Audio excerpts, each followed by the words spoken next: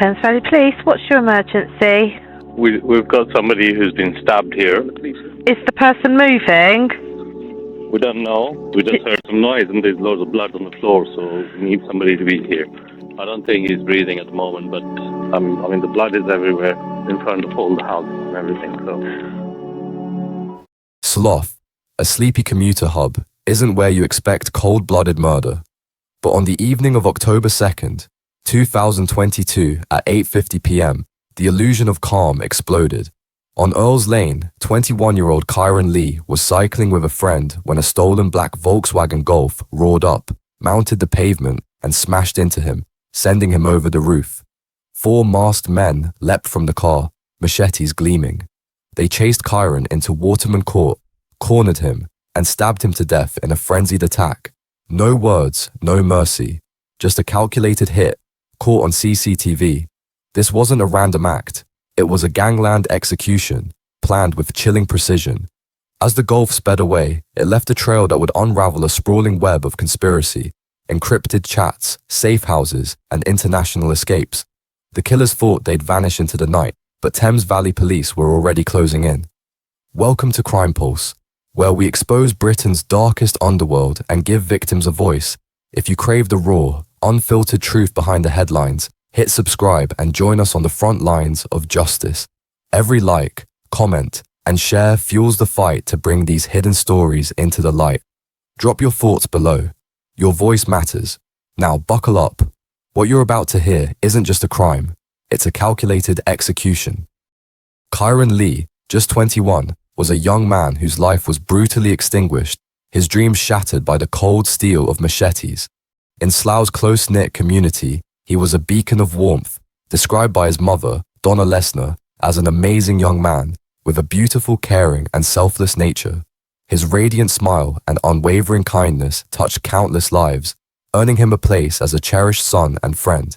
His father, Stephen Lee, mourned a genuine man who lifted others even in tough times, a testament to his resilient spirit. Yet in a town where postcode rivalries cast long shadows, Kyron's ties, possibly to the C-Block gang, through friendships or perceived alliances, drew a fatal gaze.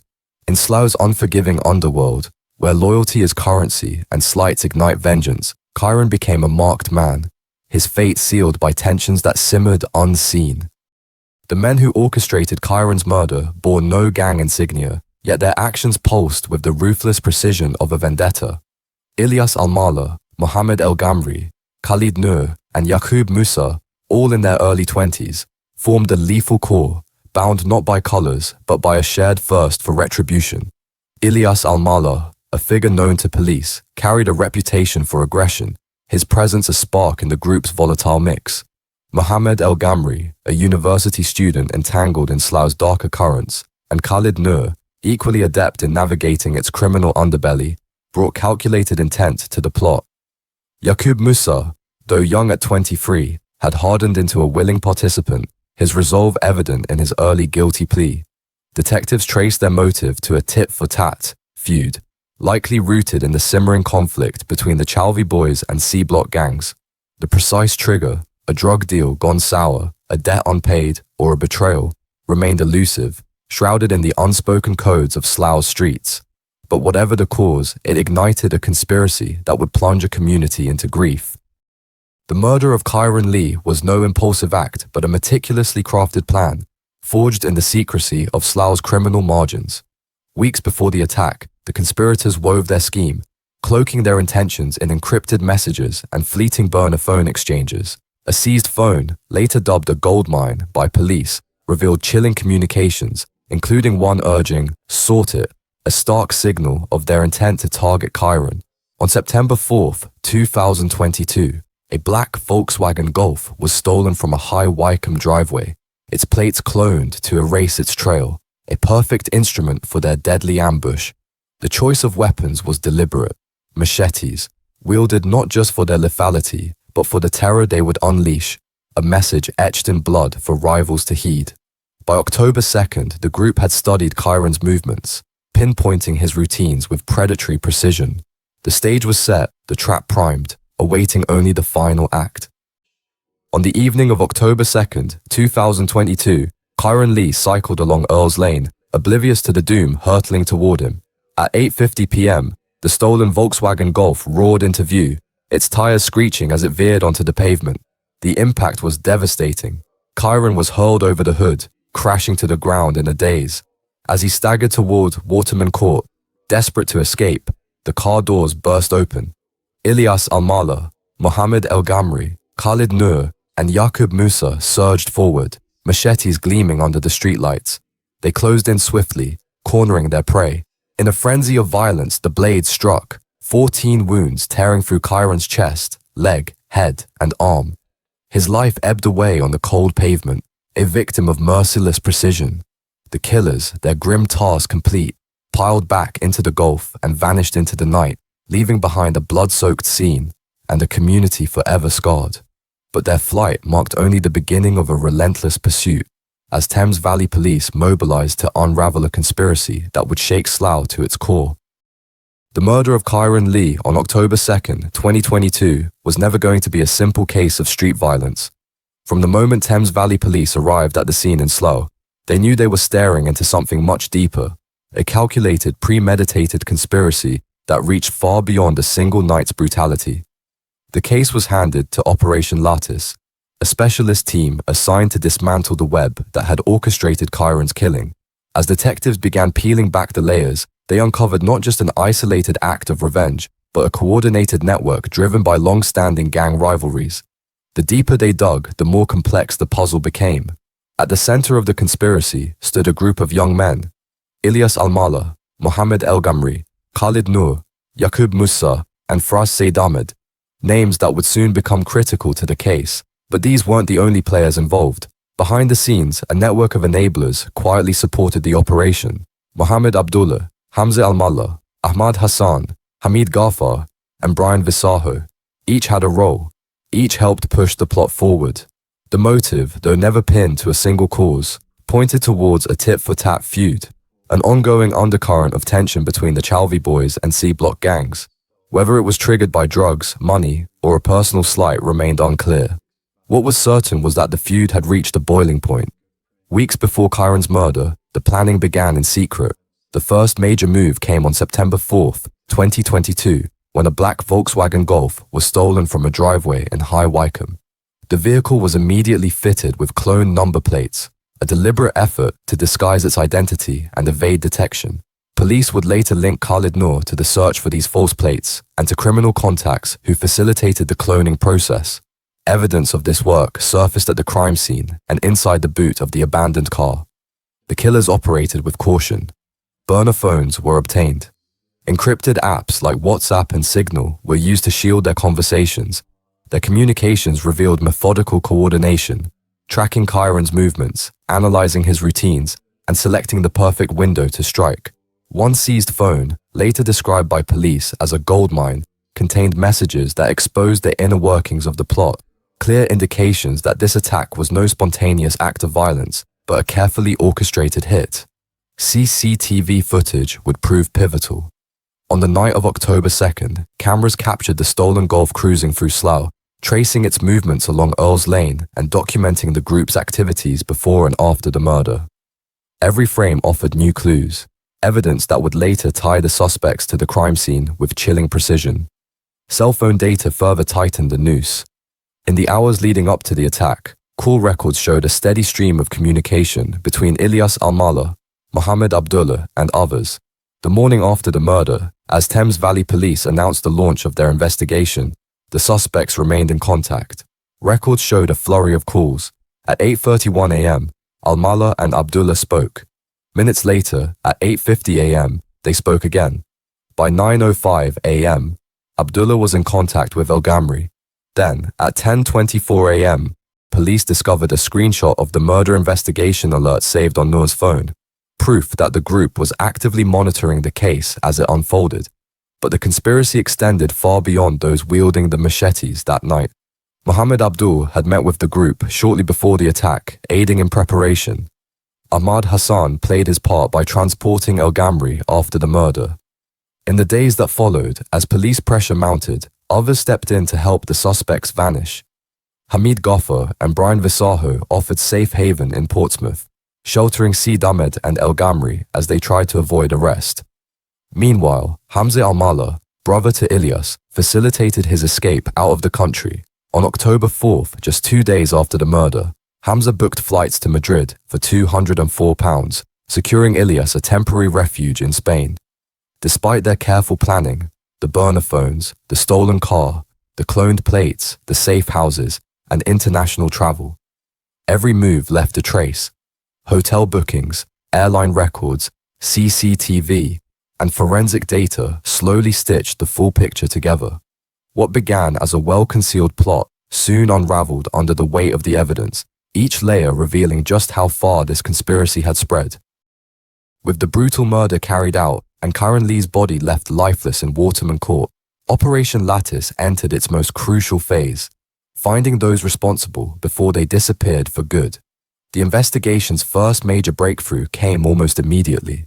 The stolen black Volkswagen Golf, used to ram Kyron from his bike, had been abandoned in a car park on Stour Close. Detectives knew the vehicle was central to the case, and forensic teams moved quickly. Inside, they discovered fingerprints and DNA that directly linked Frassi Ahmed to the driver's seat, the man who had piloted the car into Kyron with deadly intent. This was more than just a starting point. It was the first solid thread connecting the attackers to the crime scene, but police knew they were chasing suspects who were already on the move. CCTV footage became their silent witness. Across Slough, cameras captured the Golf's movements in the hours leading up to and following the murder. Footage showed the suspects making stops at petrol stations and hotels, providing crucial timestamps and locations that helped reconstruct their steps and interactions. Each clip was another piece of the puzzle, narrowing down the suspects' escape routes and confirming their coordinated efforts. Despite the mounting evidence, some of the group managed to evade immediate capture. Mohammed El Gamri and Frassi Ahmed disappeared after the murder, vanishing into the shadows.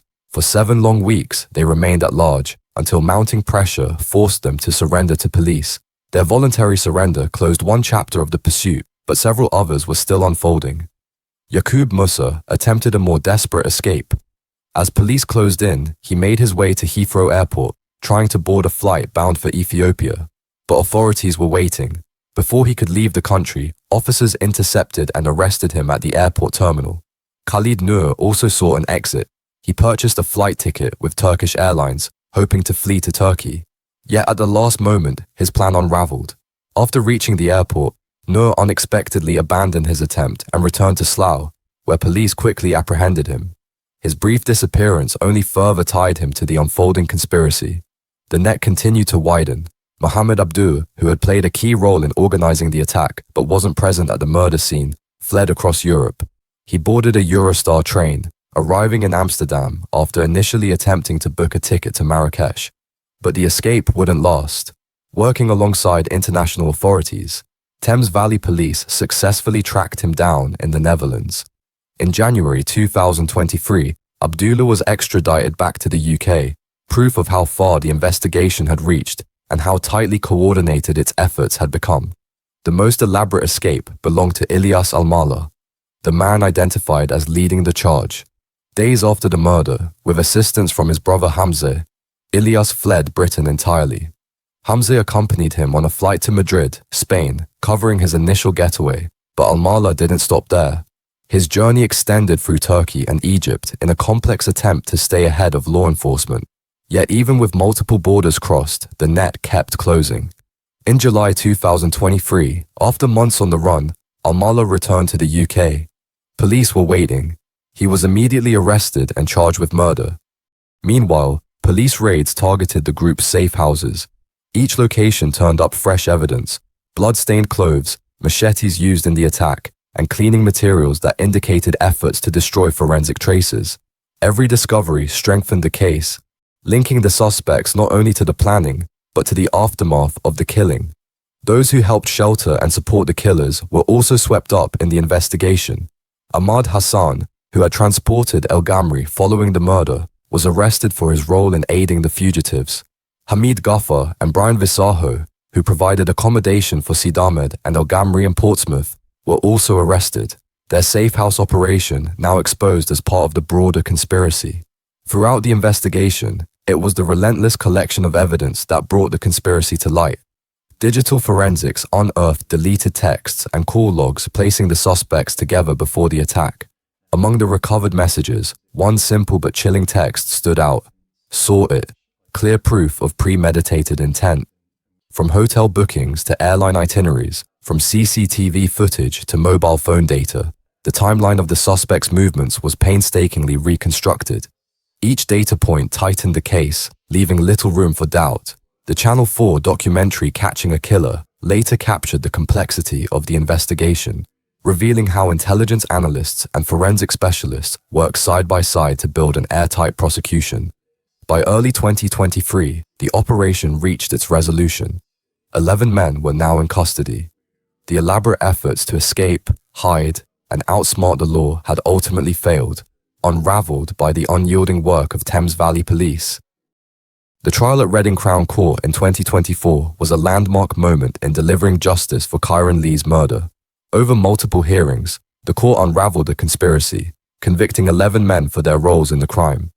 The prosecution, led by Michael Shaw, presented a compelling case, supported by CCTV footage, forensic evidence, and phone data, describing the attack as a planned execution with machetes and large knives. The court heard how Kyron was struck by the stolen Golf, chased into Waterman Court, and stabbed multiple times in the chest, leg, head, and arm, leading to his death from shock and hemorrhage. The core attackers faced the harshest penalties. Khalid Noor, 22, of Greylands Close, Slough, was sentenced on June 20, 2024, to life imprisonment with a minimum term of 26 years after being found guilty of murder on July 26, 2023.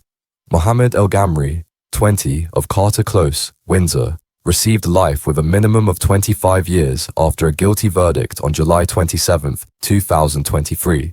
Yaqub Musa, 23, of Dalesford Grove, Slough, was sentenced to life with a minimum of 23 years and 9 months after pleading guilty to murder on May 30, 2023.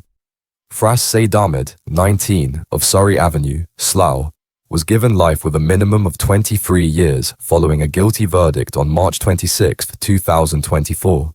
Ilyas Al-Mallah, 22, of Eltham Avenue, Slough, was sentenced on October 27, 2024, to life with a minimum of 24 years after being found guilty of murder on March 26, 2024. His appeal in April 2025 was dismissed by the Court of Appeal, with judges deeming the evidence against him extremely strong. Others faced justice for their supporting roles. Mohammed Abdullah, 22, of Kenbury Drive, Slough, pleaded guilty to conspiracy to cause grievous bodily harm with intent on August 7, 2023, and was sentenced to 17 years on October 27, 2024. Hamza Al-Mallah, 29, of Eltham Avenue, Slough, received 2 years and 8 months for assisting an offender by facilitating Ilyas's escape to Spain after pleading guilty on June 5, 2024.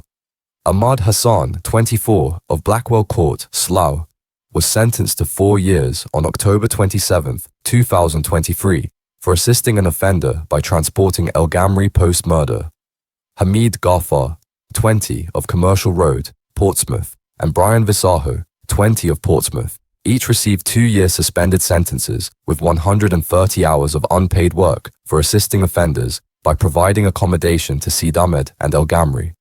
Fuad Noor, 27, of Greylands Close, Slough, was given a 1-year suspended sentence with 150 hours of unpaid work and £2,000 in costs for failing to provide his phone PIN.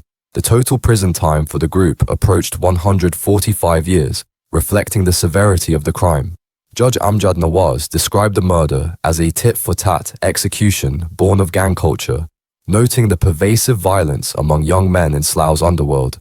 Despite the convictions, the judge expressed frustration at the lack of a clear motive, stating, "I am still not able to identify what the motive was of those who committed this serious offense."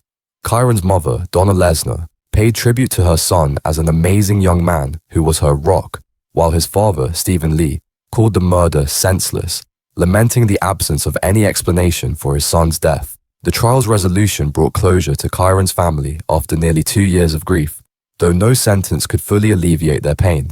The case underscored Thames Valley Police's commitment to tackling knife crime with Superintendent Helen Kenny emphasizing a robust and relentless approach to those carrying weapons in Slough. The convictions sent a clear message. Those who perpetrate or enable such violence will face the full force of the law. If this story moved you or made you reflect on the cost of gang violence, then do one thing today. Like, share, subscribe, and turn on your notifications. Help us continue exposing the truth behind the UK's most harrowing crimes. Your support keeps these stories alive and the pressure on those who think they can get away with murder. Stay safe. Stay aware. We'll see you in the next case.